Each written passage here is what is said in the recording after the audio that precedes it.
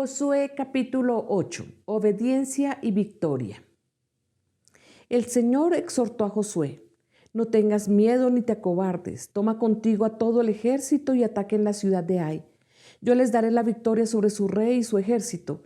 Se apropiarán de su ciudad y de todo el territorio que le rodea. Tratarás a esta ciudad y a su rey como hiciste con Jericó y con su rey. Sin embargo, podrán quedarse con el botín de guerra y todo el ganado. Prepara una emboscada en la parte posterior de la ciudad. Se levantó Josué junto con su ejército y fueron a pelear contra Ai. Josué escogió 30,000 guerreros y los envió durante la noche con estas órdenes: ustedes pondrán una emboscada en la parte posterior de la ciudad. No se alejen mucho de ella y manténganse en sus posiciones. Yo me acercaré con mi tropa y cuando los enemigos salgan a pelear contra nosotros, huiremos como la primera vez. Ellos nos perseguirán pensando que estamos huyendo de nuevo y así los alejaremos de la ciudad. Entonces ustedes saldrán de su escondite y se apoderarán de Ai. El Señor les dará la victoria. Cuando hayan capturado la ciudad, quémenla tal como nos lo ordenó el Señor, y estas son mis órdenes.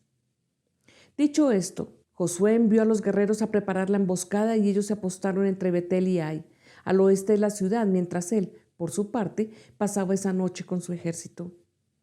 Muy de mañana se levantó Josué, pasó revista al ejército y junto con los jefes de Israel se puso en marcha hacia Ai. Todos los guerreros que iban con Josué llegaron cerca de Ai y acamparon al norte de la ciudad. Solo había un valle entre ellos y la ciudad. Josué envió a 5,000 guerreros a preparar la emboscada y ellos se escondieron entre Betel y Ai, al oeste de la ciudad. De esa manera, una tropa acampó al norte de la ciudad y la otra al oeste. Esa noche Josué avanzó hacia el medio del valle. Cuando el rey de Ai se dio cuenta de lo que pasaba, se apresuró a salir con toda su tropa a pelear contra Israel. En la pendiente que está frente al desierto, sin saber que le habían puesto una emboscada en la parte posterior de la ciudad, Josué y su tropa, fingiéndose derrotados, huyeron por el camino que lleva al desierto. Mientras tanto, todos los hombres que estaban en la ciudad recibieron el llamado de perseguir a los israelitas, alejándose de Ai.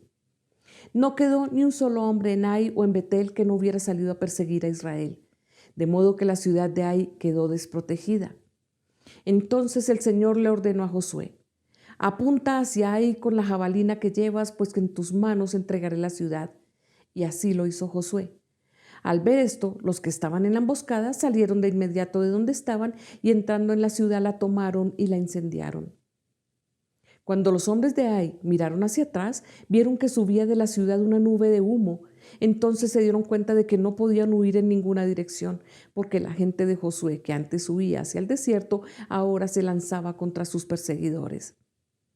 En efecto, tan pronto como Josué y todos los israelitas vieron que los que tendieron la emboscada habían tomado la ciudad y la habían incendiado, se volvieron y atacaron a los de Ai.